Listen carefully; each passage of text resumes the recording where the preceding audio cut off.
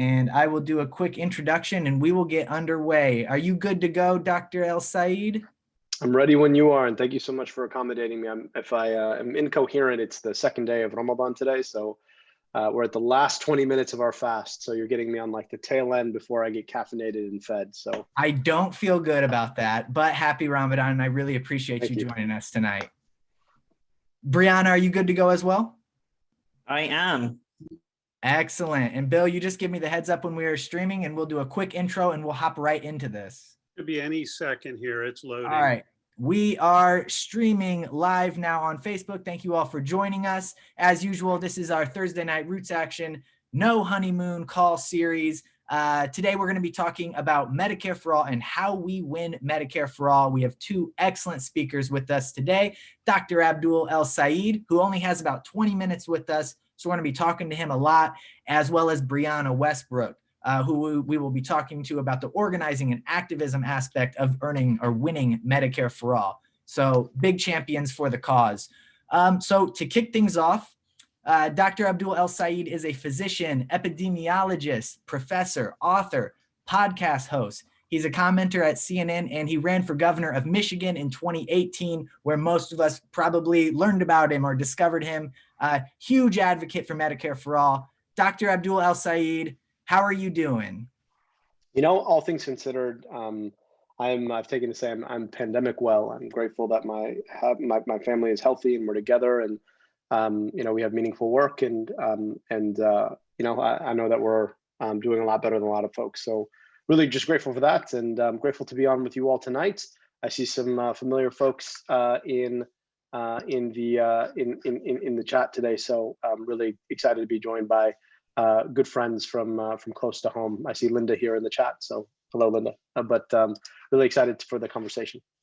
Linda is the best, so I'm glad that you know her. So I guess to start off, what I wanted to talk to you about is, as a medical professional, your perspective on Medicare for All and how the thought process has changed because of the pandemic and where we're at in terms of support there. So I guess to start, you know, nurses have been a key component in leading the fight for Medicare for All. What about doctors, surgeons, specialists, epidemiologists? What is the perspective on Medicare for All from I guess, the high-ranking medical professionals? Well, I'll tell you this. I think we're, as usual, a bit slower than our nurse colleagues to catch up. And part of the reason why is, frankly, that physicians were on the wrong side of this fight for most of the past century plus, and that's largely because of the AMA. The American Medical Association has been the wrong side of every universal healthcare fight since its founding. And the AMA is a guild, right? It organized physician business people, and sometimes we forget that physicians, at least in the past, used to own businesses, used to own practices. And the AMA came out against universal healthcare in any form, particularly against single-payer health reform, and tried to kill it first in California back in the 40s, and then again at the Truman Healthcare Plan has been against it, against Medicare itself in the 50s and 60s, was against the Clinton era health reforms, against Obamacare. So we've been on the wrong side of this. And what's happened over the past decade or so is that as healthcare consolidation has taken hold, physicians have started to see the light, but that's because it followed their economic interests. What do I mean by that? What's happened is that the way that prices get set in healthcare is that you have payers, who are the insurance companies, and providers, who are doctors and hospitals. And each of these folks is trying to set prices that allow them to outcompete other folks in their parallel, right? So payers, insurance companies want to outcompete other insurance companies, and providers want to outcompete other providers. So they set rates in ways that allow them, in effect, to cut sweetheart deals and undercut one another's competitors. And what happens is that as the hospitals in particular have consolidated, buying up more and more hospitals, they're also buying up the physician practices that doctors used to own. And doctors can no longer compete with these large health centers because they can't command the same reimbursement rates. And so they're getting eaten up. And so doctors have gone from being owners of their own businesses to, in effect, being glorified line producers in hospitals. And what that means is that they're starting to rethink their incentives, and fewer doctors are joining the AMA because fewer doctors work for another doctor, most of them being stuck working for corporations. The median doctor went from working for a working for a physician-owned practice to working for a large corporation in 2018. Lo and behold, in 2018, the median doctor supported single-payer healthcare. So doctors are on their way, especially this young generation of doctors, and especially primary care providers and psychiatrists and pediatricians, the folks who aren't making the big bucks as specialists. The work that we have in front of us is to keep pulling doctors in the right direction. I think they're really important. We talk about it in our book, my book with Dr. Micah Johnson. We talk about doctors being an important swing constituency, and we have to keep doing the organizing work within the physician community to do that. Shout out to PNHP, the Physicians for National Health Program, who've been doing amazing work on that front. But we've got to keep going. Of course, our nurse colleagues and our hospital employee colleagues at the SEIU and NNU have been there all along. Lo and behold, the doctors are slow to come, but hopefully they'll be on their way. Excellent. Super interesting stuff there. I didn't realize that they had swung so much in 2018 being so pivotal.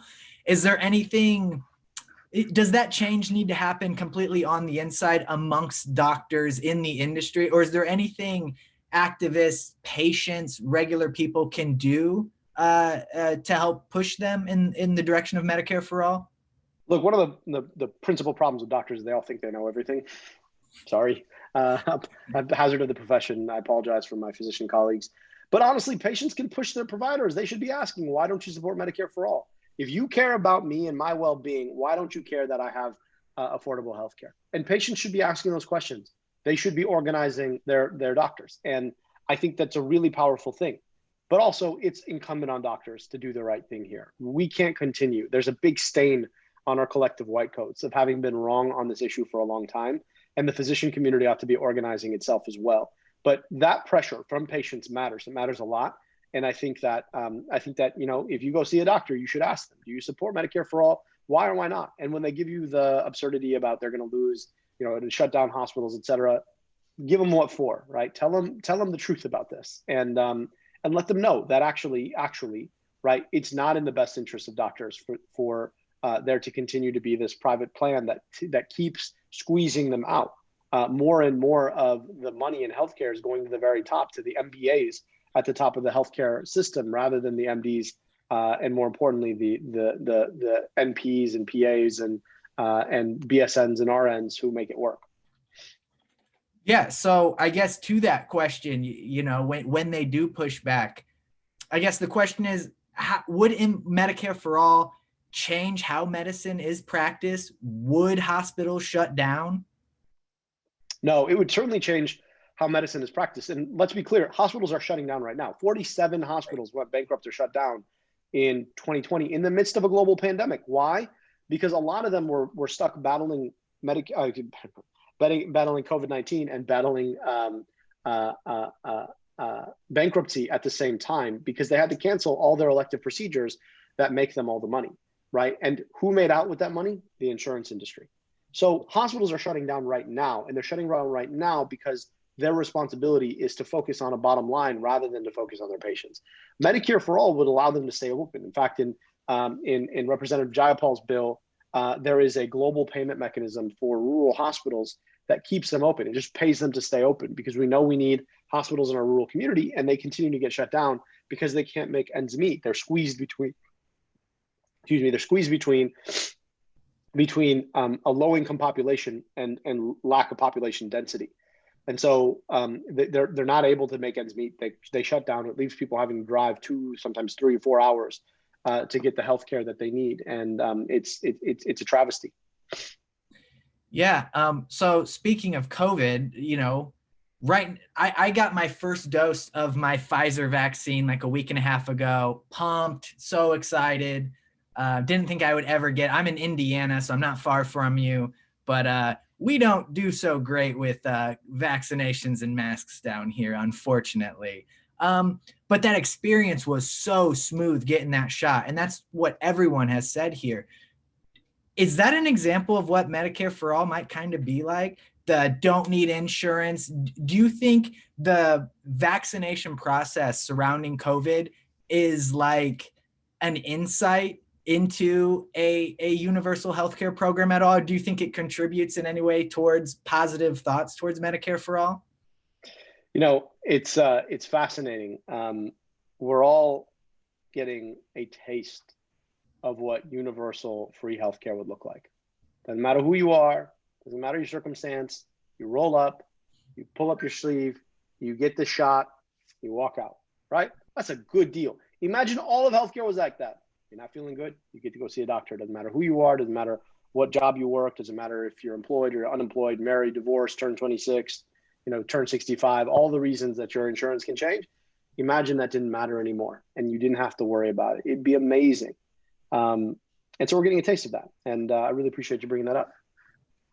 Excellent. Do you think the pandemic has taught us anything about our current health system that we didn't know? Or do you think it has altered the fight for Medicare for All in any way? I think it has. I think it's wisened a lot of people up to how broken the system is, right? 15 million people lost their health insurance because they lost their jobs in the middle of the worst pandemic in over a century. That's absurd. That didn't happen in any other country in the world. It only happened in ours, right? And it didn't have to be that way. And yet that's the situation. That's the circumstance. I think it has wisened people up, but let's be clear, right? The industry is going to do everything they can to protect their narrative, right? This was an act of God. We were there for you, but for our hospitals, but for our insurance, you wouldn't have been cared for, even though they failed us so profoundly. So this is an opportunity for us to tell the truth about what our healthcare system is yet again, and about what we need to do to address it. And I hope that we can do the work of organizing around the truth of what happened here to be able to build a groundswell for Medicare for All. But it's a choice that we make every day, right? It's not just going to happen. It's not just going to happen because people saw the light. It's going to happen because we did the work, and so we've got to go out there and do the work.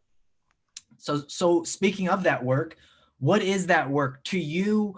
What is the most important thing we can do as activists and organizers to win Medicare for All for everybody? Organize, organize, organize. We have a whole chapter in our book called Organizing versus Advertising, because that's what the fight always comes down to. And there's capital O organizing, which you all are fantastic at. And please keep doing it. It's amazing work. And that is, reaching out to your elected officials, canvassing, reaching out to folks, having those hard conversations, doing the work to build support for Medicare for All and drive that support to change our politics to support it. But there's also like lowercase o organizing. And sometimes I think the barrier to entry for organizing is a bit high for folks. There's lowercase o organizing. And what I mean by that is just being able to have conversations with your loved ones, your family, your friends, your coworkers, your neighbors, your doctor about Medicare for All and getting the word out that way. And honestly, I think that's really, really powerful. If I had a choice between having one person talk to 1,000 people or having 1,000 people talk to one person each, I'd pick 1,000 people talking to one person each. It's just so much more powerful because you know the people you're talking to and they know you and they trust you. So we need to equip every single person to be an organizer, whether it's with a capital O or a lowercase o. Awesome. I guess we're going to get finished up here with you pretty quickly and send you on your way. I really appreciate your time. For people watching along, if you have questions, add them to the chat so I can try to get some to Dr. El-Sayed before he has to go. In your experience, Medicare for All has really taken off in popularity in the last several years. How far, I guess, what are the biggest changes you've seen? And do you think we're close, or do you think it's possible that we will actually win this fight eventually? I think we're going to win this fight. And I think we have to win this fight. There are too many lives on the line. I know that a lot of folks are frustrated in the movement that, we have a president that doesn't support Medicare for All. That said, we have the opportunity to continue to build and to continue to push. And if anything, it's taken some of the pressure off of our movement for right now. It's allowed us to actually do the work of organizing without having to worry about what's happening, on TV with the ads that they're pushing, trying to dissuade people.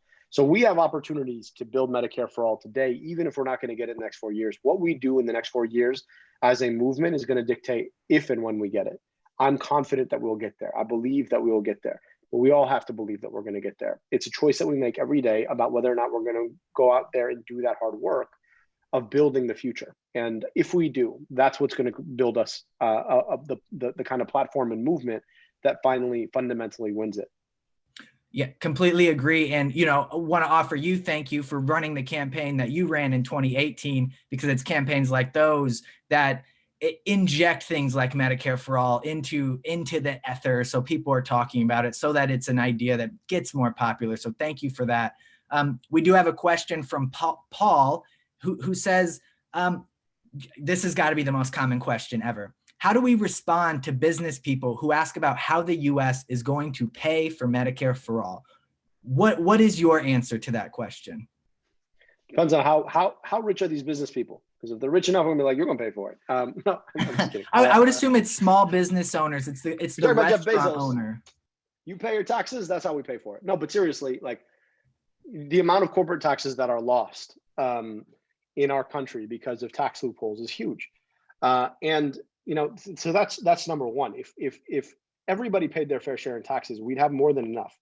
Number two is that it's also a matter of priorities. Even with what we spend today, why are we spending so much money on bombs that get dropped on people abroad rather than spending money on healthcare for people at home? But then even beyond that, right? Let's be clear, those bombs get funded because somebody writes a line item in a budget and it creates money to go and do those things. The whole concept of deficit spending, I think, has been turned on its head.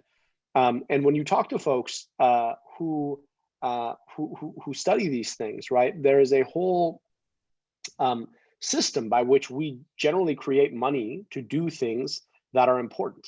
We tend to use it to do things like fight wars, but we really should be doing it to do things like build infrastructure and provide people healthcare, right? And so the money's there. That's not really the problem. It's the political will, and it's the fact that too many corporations get too much money as it stands and are not willing to let go of that. That's the problem. Interesting. And just one more question before we go. We have a couple of people asking questions about specific people, which I think we'll save that for Brianna more, who might have a little more insight on that. But I think generally speaking, do you believe that Medicare for all has been used as a poker chip, as a rhetorical device in Democratic politics, as opposed to being a serious policy people are pushing for? We heard it from a lot of Democrats in the last primary, but we don't hear it so much anymore or as loudly. Do you worry at all that it kind of gets used and abused by people who don't really truly believe in it? For instance, Kamala Harris ran on it, but now she's in a White House that definitely doesn't support it. Not to put you on the spot with specific names, but do you worry at all about it just being used as a rhetorical device? I think there was a lot of that in the 2019-2020 primary. One of the things that we wanted to do with the book was to define what Medicare for all meant and what it and establish it as a very serious policy. I mean, this book was published by Oxford University Press. It doesn't get more serious than that when it comes to book presses. And this is a real and very serious policy. I do think that the words Medicare for all get thrown around quite a bit. I will say that a lot of the allies of the movement are really, really busy trying to pass legislation and trying to focus on the legislation at hand. It's hard when you don't have the presidency, but you have a president who wants to do things that you also want to do, to try and really focus and shift your focus on trying to do those things, because they set the agenda. That's the thing about the presidencies. The president sets the agenda. And when you have a president outside of your party, whatever agenda they set, right, it doesn't really matter. You're talking about your agenda. But when you have a president in your own party, even when they're not talking about the things you want to talk about, if you want to help them get that thing done, you have to decide that you're going to try and move this thing, and that tends to draw attention away from other really important things like the fight for Medicare for all. In the end, though, politicians aren't going to win us Medicare for all. I'll just be honest with you, right? And I say this as someone who ran for office, right? Politicians can help. They're really important to establishing an idea. I think Medicare for All is on the table right now because of the two campaigns that Bernie Sanders ran, let's be clear. But it's going to take all of us deciding that we're willing to put our shoulders into the work and achieve it. That's what's going to win it. And they always say movements do all the work, and then politicians show up to cut the ribbon. So. Right. Okay. One quick one. This is just super quick, and then I'm going to let you go. I'm already feeling bad. Is there any organizing work happening within like the administrative, the billing, the non-medical side of healthcare? Is there anything there, or are they a little too reliant on the current system? I mean, that's the thing. They are the system, right? Yeah. I'll be honest with you though. When I ran, I was super surprised. I got a lot of support from people who worked for Blue Cross Blue Shield. And it was very surprising to me. I was like, you realize that I'm running on a platform that would, the business as you know it wouldn't exist. And they were like, yeah, I work for an evil business, but it pays the bills. And I hope that I get to work for the mission care system that you set up. So there are a lot of folks inside the system, and I think we have to be really thoughtful about this. The corporate entities themselves do terrible things, but the people inside of them are usually good people, right? I'm not talking about the CEOs and them; they're not. But the folks who day to day come, show up to work, earn a paycheck for their family. We have to make sure that when we talk about this issue, we have to include them too, because a lot of times, right, they're in positions where they're doing things they don't agree with, and they're doing it because this is how the industry works. And so I think we have an opportunity to include them in that work.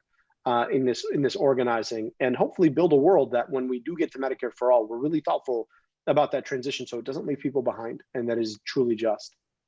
Excellent. Thank you. That reminds me of the late, great Michael Brooks, who said, be empathetic towards people, but be ruthless with systems, which is core to my organizing philosophy. With that, Dr. El-Sayed, I appreciate you being here. Thank you so much. Go get some food. Happy Ramadan, and you are much appreciated. And we're gonna switch over talking to Brianna Westbrook now. All right. Well, you've got the real organizer coming next. I'm grateful to have had some time to join with you, and I apologize for having to leave, but I am very hungry, so I'm gonna go get some food. See you guys soon. Thank you very much. Have a good one. All right, spotlighting Brianna's video now. Brianna, how are you doing?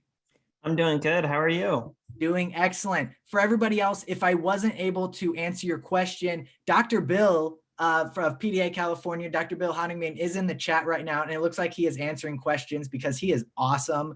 So I appreciate that. If you want me to re-ask the question to Brianna, just send it again or send a little note in the chat, and we'll be sure to ask Brianna as well. So Brianna, let me give you your quick intro because I wasn't able to. Brianna Westbrook is an American transgender rights activist who is a vice chair and executive committee member of the Arizona Democratic Party, former political director of Equality Arizona, first transgender person to be elected as a vice chair of a state Democratic Party. She ran as a Justice Democrat in the Arizona 8th Congressional District Special Election Primary in 2018, and we are very glad to have you here. Honored to be here with this group of activists and everybody on this call. Yeah, well, we appreciate you. So you are vice chair in the Arizona Democratic Party. I've done a lot of work in Arizona. That state is changing so quickly. It's been amazing to see. I guess the question is, can Medicare for All be won from the inside? Does that make sense? Is fighting for Medicare for All within the party a productive effort? Yes, and to clarify, I was the vice chair for 2 years. In January, I did not run for re-election. I ran for the educational coordinator position for the Arizona Democratic Party, which is very important because the Arizona Democratic Party's educational coordinator is also the chair of the platform committee. So those go hand in hand. So I'm now the chair, more or less, for the platform committee for the Arizona Democratic Party. So it's an equally important role, if not more important in that capacity, because it is the platform for the state party. And I absolutely do believe that fighting internally in the Democratic Party, we can implement change because we really have to fight in all areas in every capacity that we possibly can for these issues that we fight so passionately for, that we know that we deserve. Because we know as progressives, we know as socialists, we know as liberals, we know as Democrats, we cannot continue to have a healthcare system that lets tens of thousands of people die every year so corporate profits can remain high. We know that's not acceptable. And through more and more conversations that I have with Democrats from a wide range of thought process on the left, and even independents and Republicans, and polls show this too, that people are lining up behind a single payer healthcare system, whatever that may look like, because they know that it is morally right. So yes, I do believe we can fight internally. We've been doing that here in Arizona for years. I see some members of the Arizona Democratic Party in the chat. We are one of a few state Democratic parties that actually have the text "We support Medicare for all" in our platform, which is huge. And I say that's huge because it gives us another tool in our toolbox as organizers to push our elected officials. And what I mean by that is we now have the capability here in Arizona to push our congressional representative, to push our elected representatives to say, hey, you ran as a Democrat in the state of Arizona. Our state party supports Medicare for all. That is what we support. And we are asking you to support a pillar in our platform. So it's another tool in our toolbox to move forward our agenda.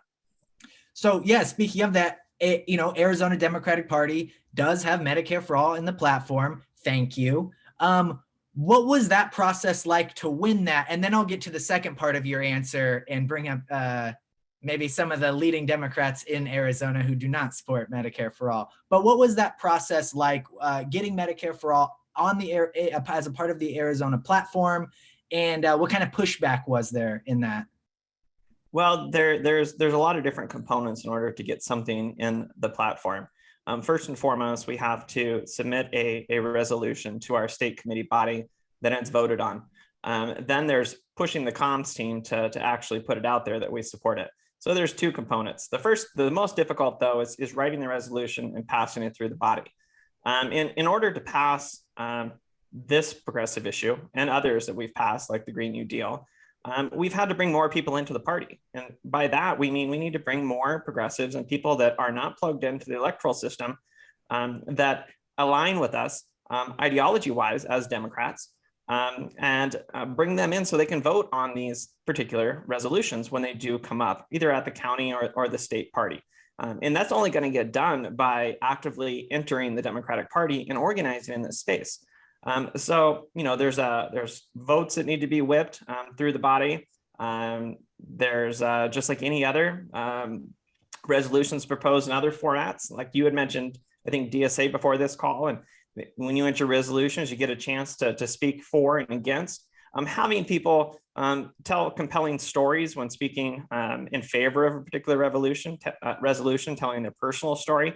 Those are all things that can be done in the setting once the resolution is proposed and you're in front of the body in order to get the votes necessary to pass it. So it was a process, and we were able to achieve it. And we're continuing to build a more equitable and fair Democratic Party. And there are some great Democrats in Arizona. There are also other Democrats in Arizona.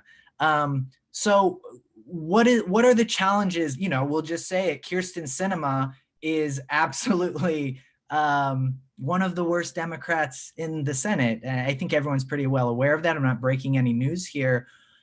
What is the dynamic like with the party when, Mark Kelly to a much lesser degree, but Kyrsten Sinema definitely being the top Democrats in the state and being essentially against most of the platform? Well, we know that. And she's only one person. And like Abdul had said, we're not going to win Medicare for all through politicians. We're going to win it through organizing on the outside. And the two components working collectively together is how we'll win it in legislative bodies. So just continuing to build the capacity on the outside to continue to push the narrative. And I think we need to look at how we're organizing to push these elected officials, particularly like Sinema, for example. She's really passionate about a couple key areas. One, she really cares about social work.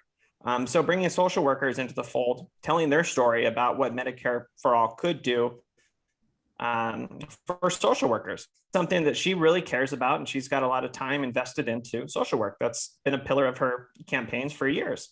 And also veterans. Veterans have also been a key component in a voting bloc that she's paid a lot of attention to. Through the legislation that she's passed, most of the legislation since she's been in the Senate has actually been around veterans issues. So I think letting groups that resonate with that elected official maybe lead the charge, and organizing that group of people, I think could really help push the narrative. But you got to keep in mind too, we're not just facing the politicians, we're facing the healthcare sector. The healthcare sector spent $464 million lobbying politicians in 2020. That's more than 12 other sectors of the US economy. So we're going up against big money too.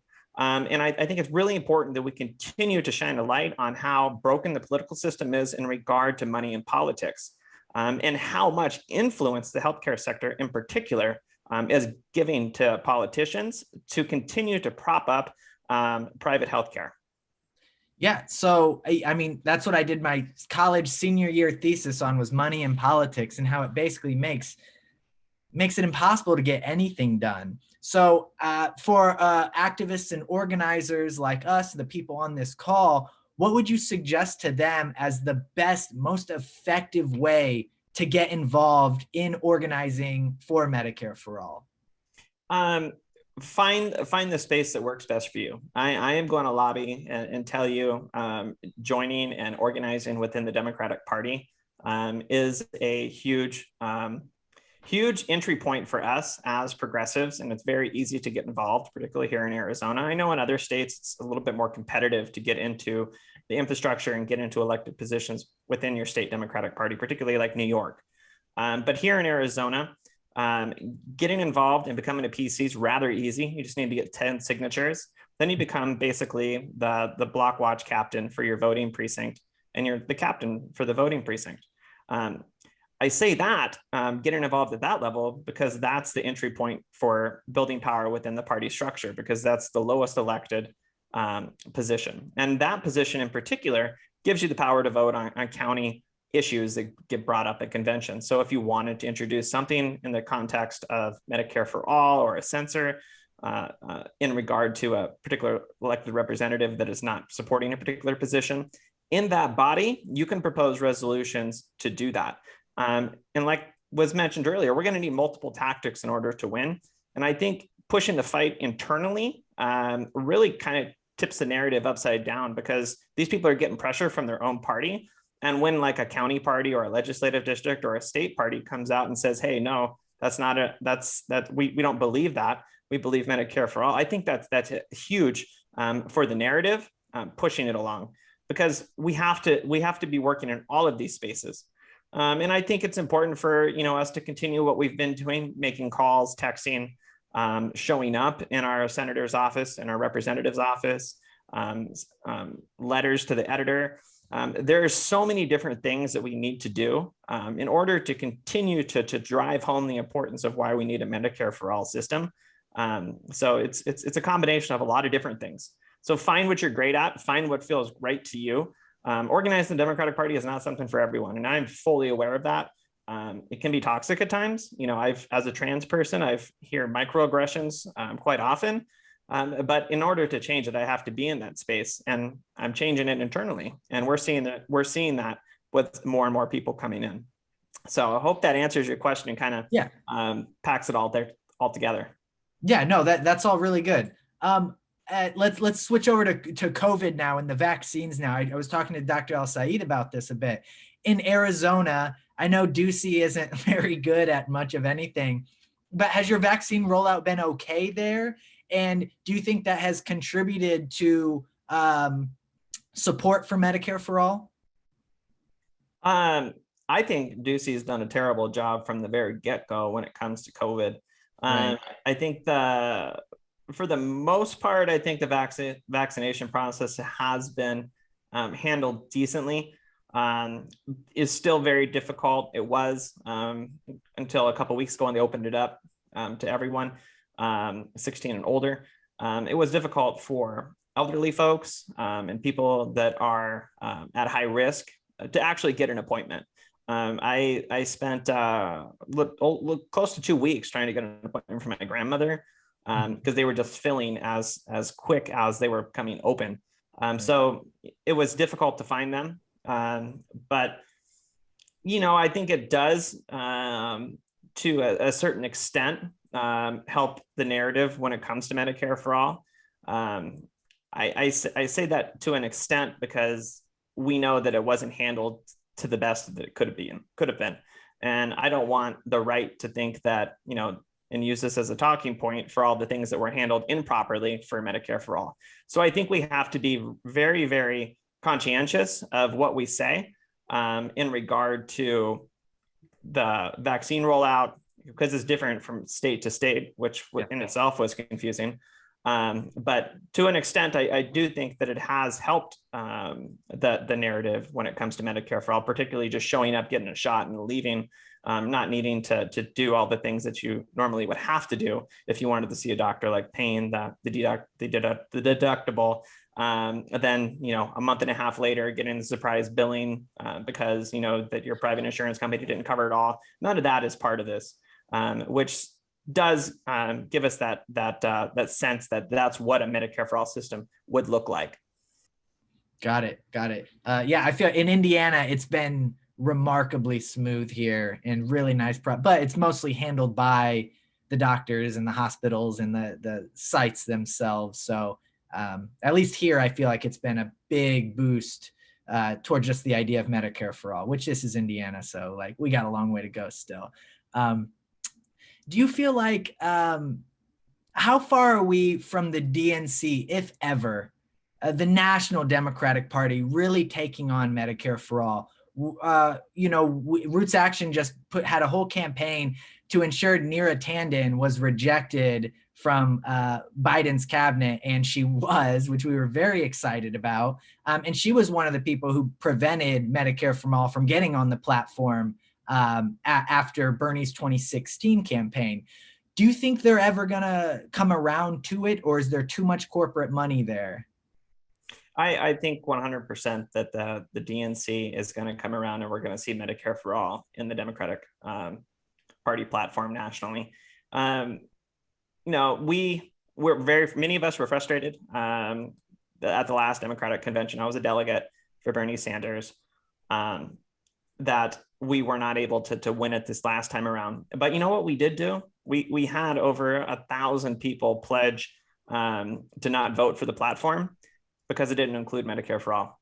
That's something that wasn't achievable and something we probably didn't even dream about doing in 2016. It's just, we are making strides for the future that we know that we deserve. And I know that as long as we continue to build power, we are a force to be reckoned with within the Democratic Party. And I am eager to see what the electorate looks like in 2024 and what the Democratic Party is going to do to appeal to them. And we know that more and more people, regardless of where they are, support a single payer healthcare system, even in some very, very red states like Mississippi. That I was reading a exit poll from the primaries, and it was really fascinating that conservative districts were resonating high for Medicare for all in like Mississippi and Alabama and all of these states that are supposed to be conservatives, that Medicare for all was resonating. Like close to 80% of the Democratic electorate and Democratic leaning electorate supports Medicare for all. So this is here to stay, regardless or not of how much money that the private insurance companies want to continue to try to lessen the fight and try to weaken us.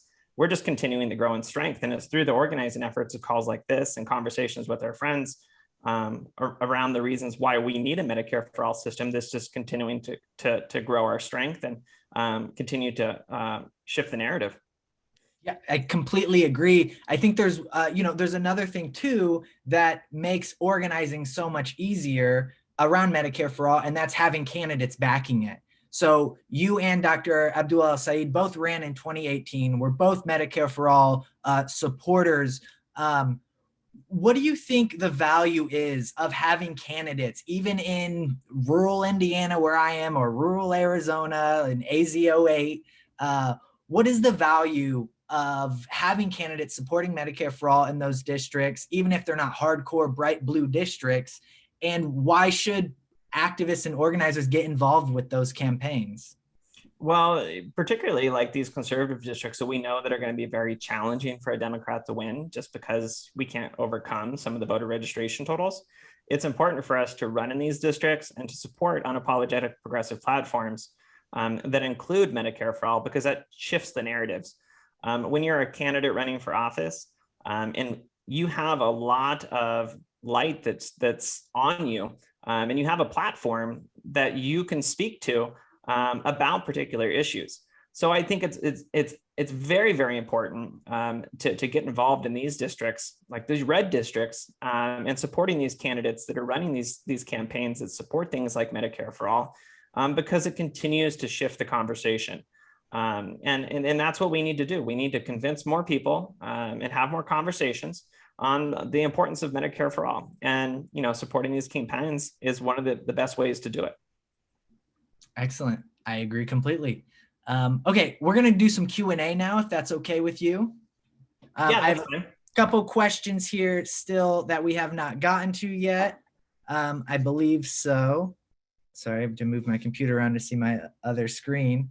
And Dr. Bill has a question down here. So I asked this to Dr. Abdul El-Sayed, and it's an awkward question. So if you need to dodge it, I won't be mad.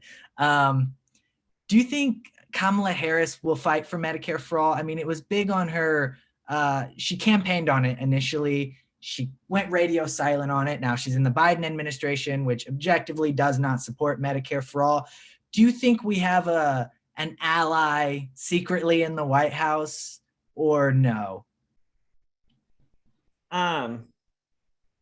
Well, I think she's gonna say what's resonating in the moment. As we saw her change her position on Medicare for All from when she ran her campaign, actually being a co-sponsor on Medicare for All, and now that she's there, I think that she knows that it's morally the right thing that we should be doing, but I think that she may be fearful of the power brokers behind the scenes that are funding campaigns in particular. So I don't think we're going to get a loud, outspoken voice for Medicare for All from Harris, who's in the White House now. Potentially, depending on the capacity that we build as a movement on the outside organizing, 2024 might be a different story. If we continue to build the capacity and move and bring more people into the fold that support Medicare for All, and perhaps maybe get the Medicare for All in the Democratic Party platform in 2024, yeah, maybe we will. But I'm not going to say that right now that she's the Bernie Sanders that we know unapologetically supports Medicare for All in the White House. I don't see her as an individual like that at all. Yeah. I'm going to ask you the big, most common question too, the how you pay for it question.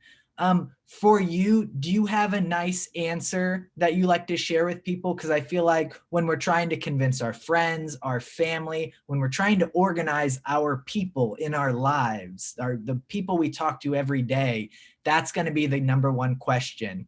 Do you have anything ready on that? How do we pay for it? What do you tell people? Well, I tell people we're already paying for healthcare for people, and raising the taxes in a small increment.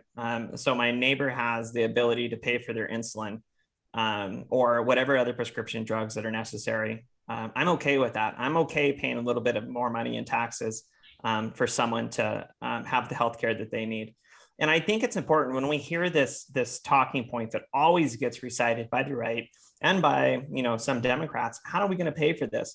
We need to do a better job of talking about the economic reasons why we need a Medicare for All system, particularly talking about the burden that is on small business owners to provide healthcare for their employees, and what it would mean if we had a healthcare system that was government ran, that was funded by the government, and how much stress and how much extra incentive business owners could have extra capital to grow their businesses.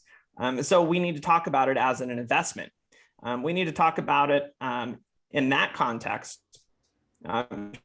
Sure, it's going to cost some money. There's been numerous polls that have shown and surveys that have shown that it's actually cheaper than our current healthcare system. There was actually one libertarian think tank a few years ago that showed that it would save trillions of dollars over a 10-year time frame.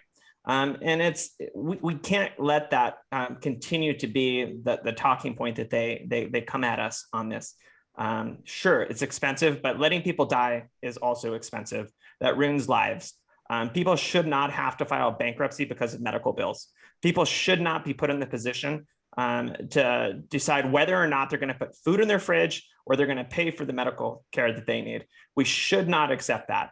And we have to decide that as a nation. Are we going to continue to let that happen, or are we actually going to do what's morally right, or actually take care of the people in our country? So I will always push back on the narrative that basing a healthcare system off capital and profits instead of the well-being of the actual patient is morally incorrect. Yeah, I completely agree with you. Well said. We're going to move to our action here shortly, but I want to give you one last, closing argument for us to reassure us that this work is worth it. So, I guess, what are your closing thoughts you'd like to leave us with? How can you encourage us to stay in this fight and to continue pushing for Medicare for all? What would you say? I would say that we need to continue to push for Medicare for all, because a public option would still continue to allow private companies to continue profiting off the sick. Numerous public option proposals would leave over 100 million Americans beholden to the for-profit private healthcare insurance. Small businesses will continue to struggle on whether or not they can afford to pay for the insurance to their employees. A option would leave over 40 million Americans underinsured, meaning they would be unable to provide, unable to afford the healthcare.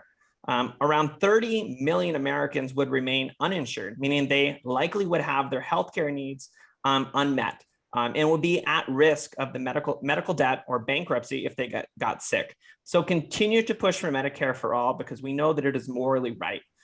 We know that it is what we need in this moment and is what we deserve. So do not give up the fight. Keep organizing.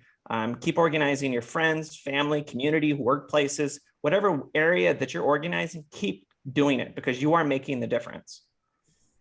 Awesome. Thank you so much, Brianna. I really appreciate you joining us tonight. You're welcome. Yeah. Happy to come back anytime. I will probably have you on again then.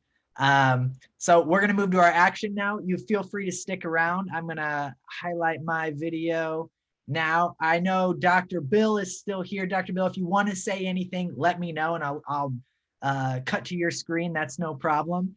Because you are an excellent resource as well. But yeah, that was a great call. Great conversation with Brianna and Dr. Abdul El-Sayed. Very grateful the doctor came on the last night of his fast. So yeah, they warned me he would be tired, but he had plenty of energy, and Brianna was great. I'm going to share my screen now because this will have our action on it if I click the right place. Hopefully that looks right. And I'm going to share this with everybody so we